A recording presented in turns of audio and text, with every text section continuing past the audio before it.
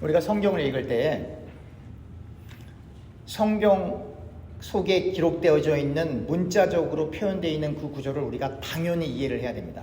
그 기본이에요. 두 번째, 그 말씀을 정확하게 이해하려면 그 말씀이 기록될 당시의 시대적 배경도 알면 더 많은 뜻을 찾을 수가 있습니다. 그건 옵션이에요. 그러나 우리가 만약에 문자적인 것에 머물러서 계속 말씀을 이해하다 보면 우리가 많은 하나님의 뜻을 놓치게 됩니다. 예를 들면 우리가 오늘 좋은 찬양을 불렀어요. 내가 십자가를 메고 주님을 따라가리라. 여러분들과 제가 진짜 십자가를 지고 있습니까? 많은 분들이 그렇게 해석을 해요. 십자가라고 하는 것은 내가 인생을 살아가다가 어려운 일이 다가왔을 때 그 어려움이 십자가야. 성경은 그렇게 써 있지 않습니다. 십자가는 두 가지 측면에서 해석이 됩니다. 첫 번째, 바울이 설명하는 것처럼 예수님께서 십자가에서 죽으시고 부활하셨을 때, 특별히 십자가에 달리셨을 때 우리의 옛사람이 예수님과 함께 연합되어서 같이 죽었다라고 표현하고 있습니다. 그리고 예수님이 부활하심으로 말미암아 우리의 옛사람은 이미 죽고 우리의 하나님을 향한 이노맨, 그걸 뭐라고 해야 될지요? 영에 속한 사람이다 라고 표현한 사람도 있고, 혹은 우리 안에 하나님을 기뻐하는 어떤 마음 혹은 영라는 그런 표현이 더 적합한데요. 어찌됐건 영어로는 이노맨이에요. 이노맨. 우리 안에 정말로 하나님의 말씀을 지키고 싶어하는 그 영이 있거든요. 그 마음이 있거든요. 그 마음으로 다시 소생하는 거예요. 그러면 여러분들과 제가 이 표면적으로 드러난 바울의 말을 그대로 믿는다라고 한다고 한다면, 그래서 여러분들과 제가 약 2000년 전에 예수님께서 십자가에 달리셨을 때 우리의 옛사람 역시 함께 못 박혔다라고 한다면 여러분들과 저는 십자가를 이미 진 거예요, 안 진 거예요? 진 거예요. 예수님이 십자가를 지셨던 것처럼 믿음으로, 우리의 육신은 여기에 있지만 그 바울의 설명이 맞다라고 한다면 여러분들과 제가 예수님이 지셨던 십자가를 같이 짐으로 말미암아 예수님이 우리의 큰 형, 맏아들이 되고 우리는 예수님의 모든 동생들이 된 거예요. 그게 바울의 설명이에요. 그래서 더 이상 우리가 소나 양이나 그런 동물들을 갖고 하나님 앞에 그렇게 제의활동을 할 필요가 없는 것이, 이미 여러분들과 저는 예수님과 함께 연합되어서 십자가에서 이미 죽고 예수님이 부활하셨을 때 우리가 새 생명을 얻었기 때문에, 이미 예수님의 보혈로 다 씻김을 받았기 때문에 더 이상 그러한 제의활동이 필요 없어서 오늘날 우리가 소도 안 잡고 양도 안 잡고 그러는 겁니다. 그게 첫 번째 십자가에 대한 설명이. 두 번째가 있어요. 우리가 지금 계속 출애굽기를 공부하고 있는데요. 여러분, 그 모세의 이야기가 어떤 대형교회, 어떤 교회의 목사님이나 지도자급에 해당되는 그 이야기가 제가 아니라고 했어요. 여러분들과 제가 다 모세예요, 지금. 애굽이라고 하는, 세상이라고 하는 이 세상 가운데 예수님을 믿기 때문에 우리는 어쩔 수 없이 흑암에 속한 존재들로부터의 공격의 대상이 될 수밖에 없어요.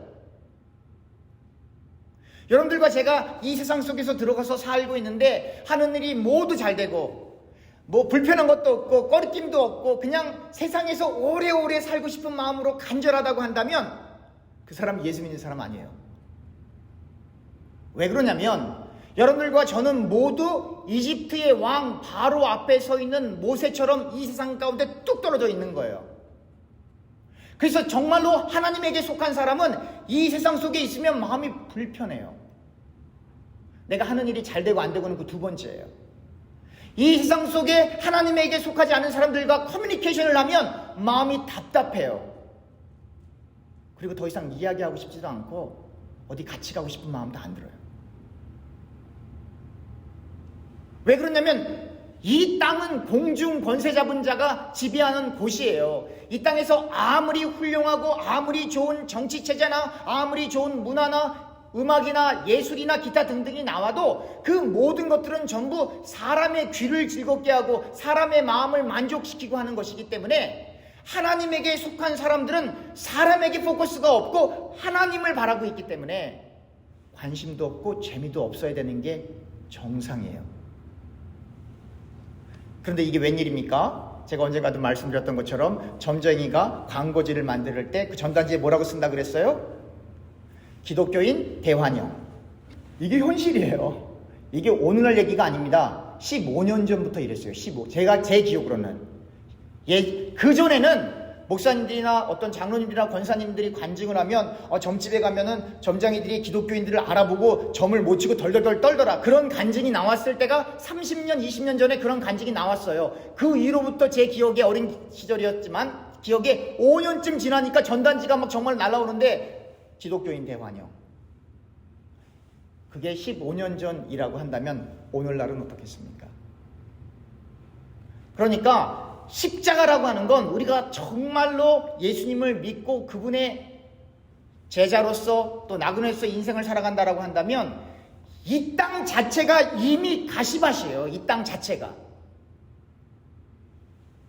여기가 이 땅 자체가 이미 이 거대한 땅덩어리가 우리의 십자가가 되어서 우리를 덮고 있는 거예요. 왜요? 우리는 이 세상의 풍습을 따라갈 수가 없기 때문이죠. 우리는 좁은 문으로 들어가 좁은 길로 들어가 그 주님만 바라보며 우리의 힘으로 갈 수도 없기 때문에 하나님 나는 못 가요. 왜냐하면 우리 속에 하나님을 기뻐하는 마음이 있지만 또 다른 한 마음은 똑같이 세상에 들어가서 세상 사람들이 즐기는 쾌락과 즐거움과 부유함을 누리고 싶은 마음이 우리 속에 여전히 있잖아요. 그래서 간증이라고 하는 걸 하면 늘 세상에서 성공한 사람들을 모셔다가 그렇게 하는 거 아닙니까? 제가 그게 아니라고 그렇게 강조를 하는 거예요. 우리 속에 두 마음만 있는 게 아니라 여러 가지 마음이 복합적으로 있다 이 말이에요. 그 가운데 한 마음이 세상을 따라가고 싶어하는 마음이 너무너무 간절하단 말이에요. 그리고 실제로 우리의 신앙생활 속에서 죄송합니다. 늘 세상에 속한 그 마음이 하나님에게 속한 그 마음을 이겨요. 그래서 교회가 분열하는 거예요. 가정이 깨지는 거예요. 예수 믿는 사람들이 더 욕먹는 거예요. 드라마나 영화 속에 기독교를 비난하는 그러한 내용들이 그냥 서슴없이 부담 없이 그냥 드러나는 거예요. 그게 현 주소라고요. 우리가 정말 하나님의 말씀을 지키다가 욕을 먹는 게 아니라 우리의 치부와 잘못 때문에 세상 사람들의 기준에 못 미치는 어떠한 삶 때문에 더더욱 욕을 먹는 시대에 우리가 살고 있는 거예요. 그래서 이 땅 자체가 이미 십자가예요. 우리한테는. 그럼 우리가 어떻게 살아야 될까요? 고행하라고요? 아니요. 수행하라고요? 아니요. 우리와 함께 연합되어 주신 그 주님만 붙잡고 가는 거예요. 그리고 고백하는 거예요. 하나님, 저는 하나님 말씀대로 살고 싶어도 살 능력이 없어요. 그걸 고백을 해야 되는 거예요. 안 하는 게 아니라 못 하는 거예요, 사실은. 그걸 고백을 하는 거예요. 그러면 어떻게 되겠어요? 주님만 바라보는 거죠. 우리 속에 한켠에 있는 그 마음이 주님과 동행하고 싶고 하나님 말씀 지키고 싶고 하나님의 은혜 속에 살고 싶은데 우리의 또 다른 마음이 우리를 늘 이겨요. 어떻게 하면 돼요, 주님? 그렇게 해서 주님 앞에 매달리는 거예요. 그렇게 깨달은 마음으로 오늘 19절입니다. 고린도전서 14장 19절. 그러나 교회에서 내가 남을 가르치기 위하여 깨달은 마음으로 주님, 나는 하나님 말씀을 지키고 싶은데 나는 도저히 하나님의 말씀을 지킬 수 없는 위선자입니다라고 하는 그 마음으로 다른 사람을 가리키려고 한다면 그 깨달은 마음, 깨달은 지식이 아니에요. 깨달은 계시가 아니에요. 그 마음, 태도를 얘기하는 거예요. 내가 누군가를 가리키려고 하는데 아니 사실은 내가 저 사람보다 더 못된 사람이에요. 내가 저 사람을 가리키려고 하는데 나는 사실은 저 사람보다 죄도 더 많은 사람이에요. 그게 바울의 고백이에요. 내가 괴수 중에 괴수자. 그게 뭐냐면 내가 사실 복음을 전하고 있지만 내가 사실은 더 큰 죄인이야. 그 마음으로, 그 깨달은 마음으로 다른 사람을 가리키려고 할 때 1만 마디 방언으로 하나님 앞에 기도하는 것보다 훨씬 더 낫다라고 하는 거예요. 오늘날의 문제는 뭡니까? 우리의 무의식과 전의식과 의식 속에 늘 생각하는 거예요. 나는 너보다 낫지. 그러면 그 사람은 복음을 깨달지 못한 사람이에요. 내가 누군가를 가리키고 싶은데 사실은 그 가리킴을 받는 그 사람보다 내가 더 죄인이다 라고 하는 것이 각인된 사람만이 하나님의 말씀을 가르칠 수 있는 거예요.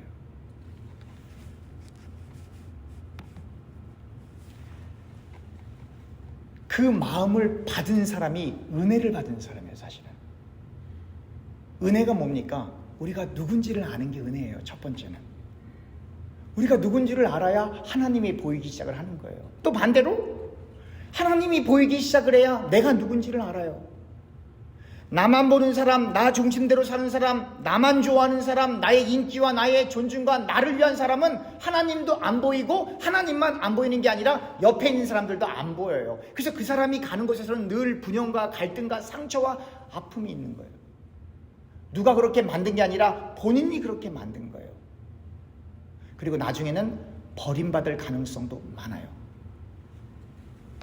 그러므로 여러분들과 제가 예수님을 믿는다라고 하는 건 점점점 우리의 생각과 경험과 감정이 없어져 가는 거예요. 기독교하고는 전혀 상관없지만 어떤 시인이 그런 글을 썼어요. 소금이 바닷속에 들어갔을 때 그 소금이 형체를 잊어버리고 바닷속에서 혹은 물속에서 짠 맛을 내잖아요. 그렇지만 소금이라고 하는 존재는 이미 없어졌어요. 녹아버렸으니까. 그게 예수 믿는 거예요. 우리가 예수님을 믿으면 여러분들과 저의 형체가 완전히 없어지는 거예요.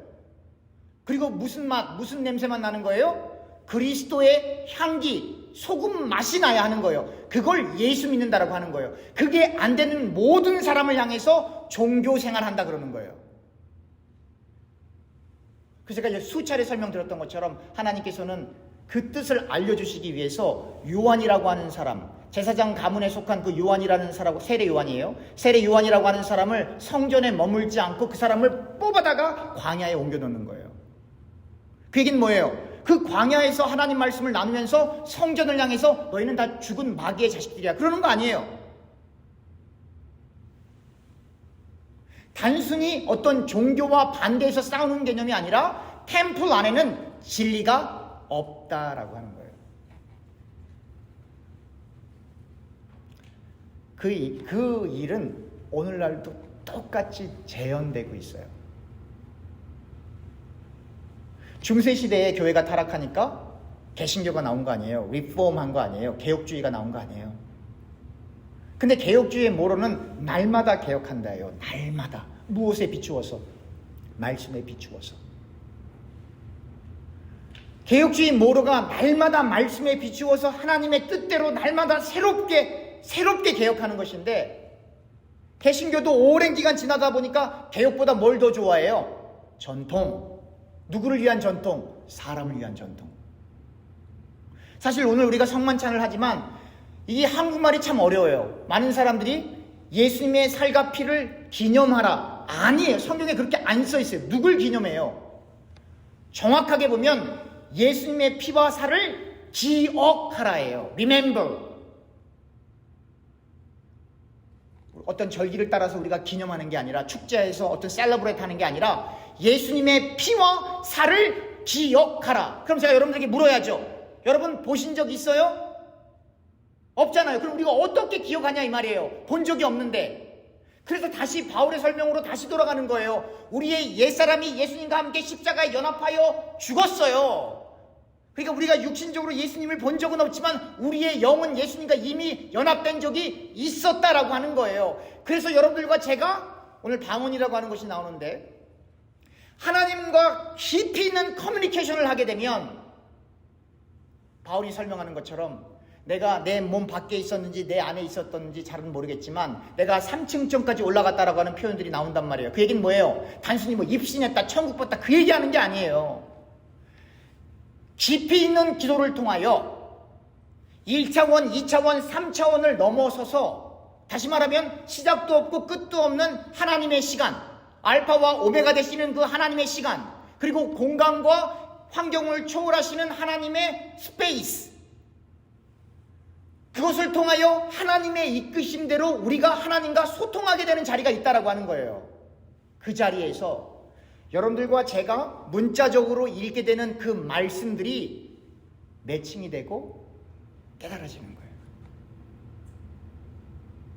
그리고 그 영감의 은혜가 과거에 성경을 기록했던 성경의 저자들에게 임했던 거예요. 그래서 그것을 우리가 신학적인 용어로 유기적인 영감이라고 하는 거예요.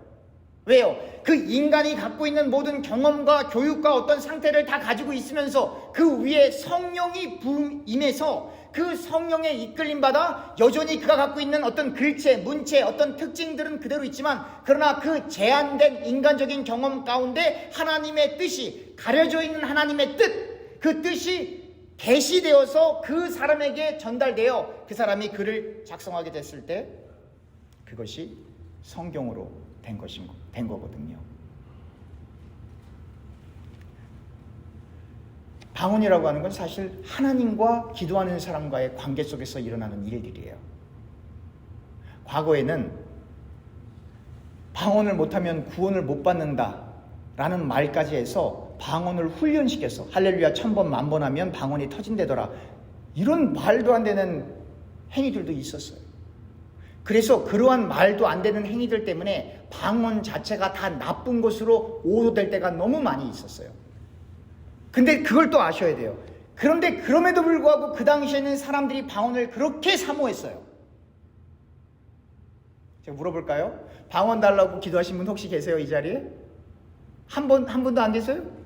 저희 중고등학교에는 3일 동안 밥도 안 먹고 그거 달라고 기도했는데요. 오늘날에는 사모하는 사람이 아예 없어요. 아예. 거의 없어요. 그런데 중요한 것은 방언을 할 수 있느냐 없느냐, 그게 중요한 게 아니라 하나님과의 깊이 있는 소통이에요. 여러분, 기도가 하고 싶습니까? 그래서 기도를 하고 계십니까? 우리가 다 기도해야 되는 건 알지만 글쎄요, 진짜 몇 명 우리 가운데 기도할까요? 어려운 얘기거든요. 또 하나, 어찌됐건 방언이라고 하는 건 하나님과의 깊이 있는 소통을 하는 그 개인하고의 관계예요. 다른 공동체하고 관계가 아니에요. 그래서 누가 여기서 방언으로 얘기하면 알아들을 사람 없죠. 또 방언을 하는 사람이 본인이 뭘 얘기하는지 모르는 경우도 있고 아는 경우도 있어요. 그래서 통별하는 사람이 있는 거예요. 바울의 설명에 의하면. 그런데 예언이라고 하는 건 달라요. 예언이라고 하는 건 본인을 위한 것이 아니라, 본인을 위한 것이 될 수도 있겠지만 다른 사람들을 위한 거예요. 근데 이 예언이라고 하는 걸 대부분 성도님들이 생각을 하게 되면 마치 점 보는 거로 생각을 해요. 여름에 점장이한테 가면 어디 가지 말라 그래요? 물 가지 말라 그러죠. 겨울에 점장이한테 찾아가면 뭐 조심하라 그래요? 운전 조심하라고 하죠. 길이 미끄러우니까. 그래서 마치 그런 식으로 예언을 생각하시는 분들이 있어요. 그러나 오늘 성경을 읽어보니까 예언이라고 하는 건 뭐예요? 그 중심 목적이 교회에 덕을 세우는 거예요. 어떻게 해요? 교우들에게 권면하고 위로하고 경고케 하고 바른 길을 제시해서 그분들이 더 신앙적으로 하나님을 잘 믿을 수 있는 길로 설명해주고 말하는 것을 예언이다라고 설명하고 있는 거예요. 그럼 오늘날 예언, 지금 저 뭐하고 있는 거예요? 지금 제가 예언하고 있잖아요. 네, 지금 제가 예언하고 있는 거예요.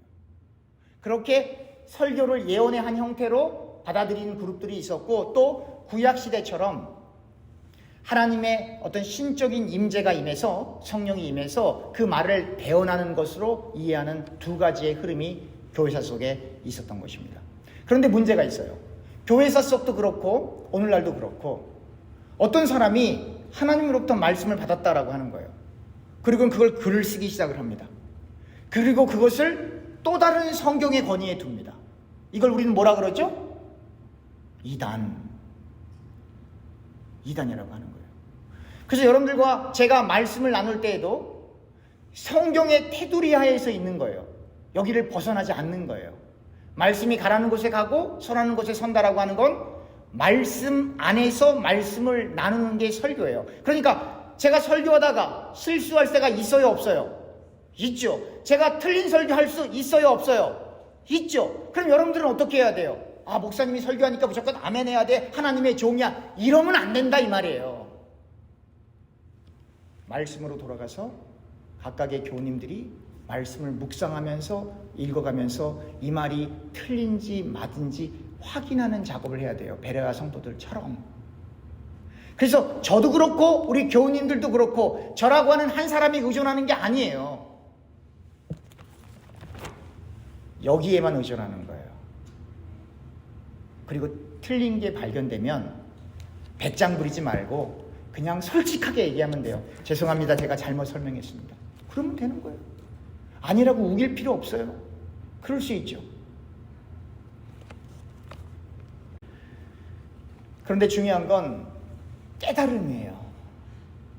이 깨달음이라고 하는 건 태도를 이야기합니다. 태도. 예수님께서 우리를 위해 십자가에 죽으시고 부활하실 그 정도까지 낮아지셨을 때의 그 태도가 여러분들과 제 속에 나타나는가 하는가예요. 6절 보겠습니다. 고린도서 14장 6절입니다. 그런즉 형제들아 내가 너희에게 나아가서 방언으로 말하고 계시나 지식이나 예언이나 가르치는 것으로 말하지 아니하면 너희에게 무엇이 유익하리요. 여기 보면 계시, 그 다음에 지식, 이건 그냥 지식이 아니죠. 하나님을 아는 지식이에요. 그리스도 안에 있는 지식이죠. 그리고 예언이에요.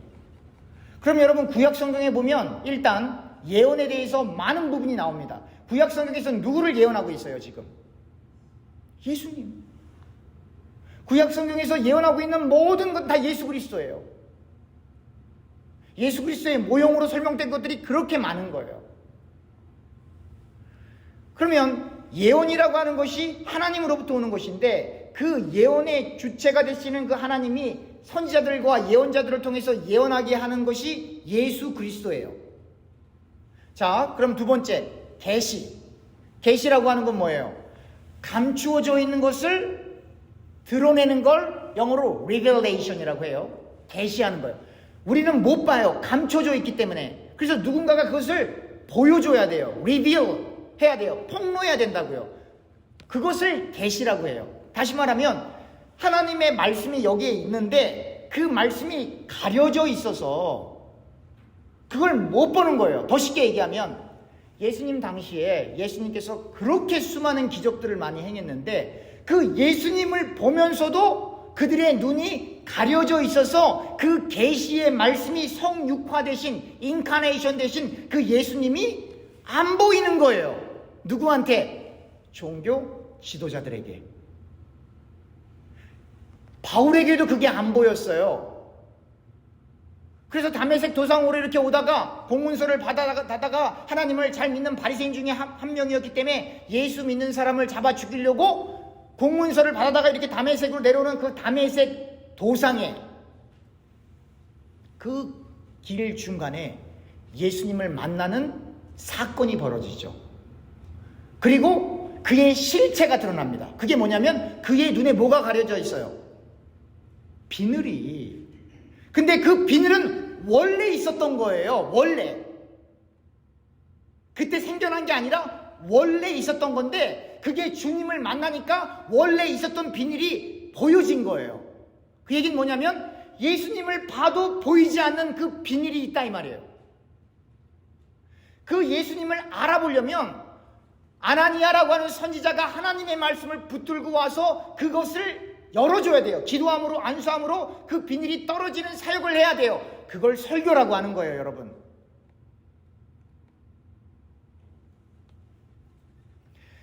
원래 갖고 있었던 비늘이 감추어져 있었는데 주님을 만남으로 말미암아 그 비늘이 가시화되었던 거예요. 그리고 주의 종이 와서 그를 위해 기도하고 그에게 설명해 줄 때 그 비늘이 떨어져서 이제 누가 보이는 거예요? 주님이 보이는 거예요, 여러분. 그냥 눈이 앞이 안 보이는데 세상을 본다. 그런 것도 물론 당연히 있죠. 근데 그 중심 내용은 뭐냐면 비늘이 떨어짐으로 말미암아 이전에 안 보였던 주님이 그리스도로 보이는 거예요. 그리고 바울이 당장 가서 전도하지 않습니다. 여러분 성경을 잘 보세요. 그렇지 않아요. 바울이 너무 놀라서. 왜냐하면 그의 일평생을 걸고 하나님을 믿는다라고 했는데 바리새인으로서 절제하고 하나님 말씀 지킨다고 최선을 다해서 결국 예수 믿는 사람들까지 박해하는 자리까지 왔는데 그 가렸던 비닐이 떨어지니까 지금까지 그가 살아왔던 모든 인생이 아무것도 아니다라고 하는 걸 깨닫게 되니까 얼마나 충격스러웠겠어요, 바울이. 그래서 바울이 복음 전하러 바로 못 가고 아라비아 사막으로 가서 약 3년 정도에 걸쳐서 그가 보이기 시작한 그 예수님을 연구하기 시작했던 거예요. 그래서 설교자는 공부 많이 해야 돼요.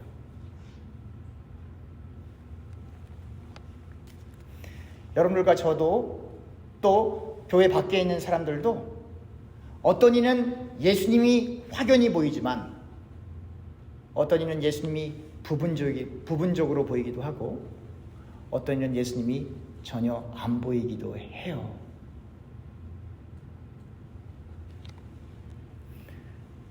시간이 지나서 한마디만 더 하고 말씀 마치겠습니다. 그리고 더 필요하다면 다음 주에 더 설교하도록 하겠습니다. 만약에 예수님이 확연히 보이는 사람이 이 땅에서 살고 싶을까요? 이건 아주 심플한 질문이에요. 하늘나라가 내 눈앞에 보이는 그 사람이 이 땅에서 살고 싶을까요? 그래서 주님을 알아가면 알아갈수록 내 의지대로 세상의 미련을 떨치는 게 아니라 그냥 세상에 관심이 없어지는 거예요. 그렇다고 제가 내일 하늘나라 가면 와이프하고 아들은 어떻게 됩니까? 무엇을 얘기하는 거냐면 바로 그렇기 때문에 하나님께서 저와 우리 교우님들에게 부여해 주신 그 사명 때문에 우리가 지금 이렇게 살아있는 거예요. 하나님께서 우리에게 주신 사명이 있어요. 그것만 완수하면 우리는 하나님 나라 가는 거예요. 거기까지. 그래서 예수 믿는 사람은 세상과 짝할 수도 없고 세상에서 만족할 수도 없고 세상에서 행복할 수가 없어서 늘 세상이 알 수 없는 평안과 기쁨과 안식을 추구하며 주님께만 매달리는 거예요. 그래서 누가 와서 우리 아들 좋은 대학교 갔대. 그러면 그래? 그래서? 이번에 복권을 샀는데 복권이 당첨됐대. 그래? 그래서? 그게 세상과 나는 간 곳 없이 구속한 주님만 보이는 신앙을 걷고 있는 사람의 마음이에요. 그 마음, 그 깨달은 마음으로 누군가를 가리키려고 5마디 말하는 것이 1만 마디 방언으로 신령한 말로 말하는 것보다 훨씬 더 낫다라고 하는 거예요. 마지막 요 지식에 관한 부분은 다음 주에 설명하도록 하겠습니다. 기도하겠습니다. 하나님 아버지 감사합니다. 하나님, 우리는 여전히 육에 속하여서 하나님의 말씀보다 세상의 즐거움을 따라갈 때가 너무 많이 있고 하나님이 주시는 기쁨보다 인간 스스로가 쟁취하고 얻는 그 기쁨을 추구할 때가 너무나 많이 있음을 고백합니다. 하나님, 그러나 우리의 가려진 그 비밀이 완전히 떨어져서 구속한 주님만 바라볼 수 있는 깊이 있는 하나님의 은혜를 체험하고 깨달을 수 있는 자리로 갈 수 있도록 하나님, 우리를 불쌍히 여겨주시옵시고 우리에게 은혜와 은총을 허락하여 주시옵소서. 예수님의 이름으로 기도합니다. 아멘.